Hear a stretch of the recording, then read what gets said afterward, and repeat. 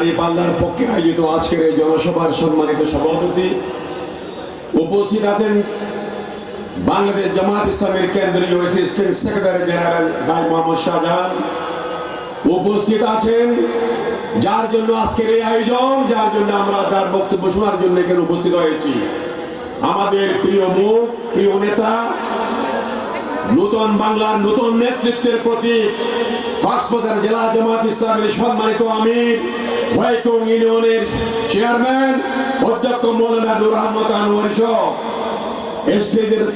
Stage সহ আশেপাশে যারা নেতৃবৃন্দ আছেন এবং আমার প্রিয় টেকনাফবাসী, আসসালামু আলাইকুম ওয়া রাহমাতুল্লাহি ওয়া বারাকাতুহু। বক্তৃতা দবাদি বহু দুর্নয়ন আত্মনা করে ওনারা দেইয়ে আর আত্মবিশ্বাস ইয়েনার ইমান যে আল্লাহ আগামী 12 তারিখ দাঁড়িপাল্লারে কি করিও যেন আল্লাহ কবুল হইয়ে আসরের আজানও গিয়ে গই বক্তৃতা দিবার সুযোগ নাই। আমার আগর বক্তা যারা বক্তৃতা দিয়ে এবং আর পরে তারা বক্তৃতা দিব বেকুল্লাহ একমত। আগামী 12 তারিখ আমরা দোয়া বুট দিলাম বাংলাদেশ জিতবে, বুট যদি জিতে, ঠিক কিনা? আমরা সবাই বুটের পক্ষে বুট দেব।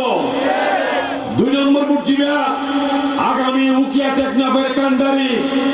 আমরা যে 5ই আগস্টের যে বিপ্লব, এই সফল বিপ্লব হচ্ছে পরিবর্তনের বিপ্লব। আমরা উকিয়া টেকনাফে নতুন নেতৃত্ব চাই। সেই নেতৃত্ব হচ্ছে দাঁড়িপাল্লার নেতৃত্ব। দাঁড়িপাল্লা জিতলে আনোয়ার জিতবে, আনোয়ার জিতলে বাংলাদেশ জিতবে ইনশাআল্লাহ।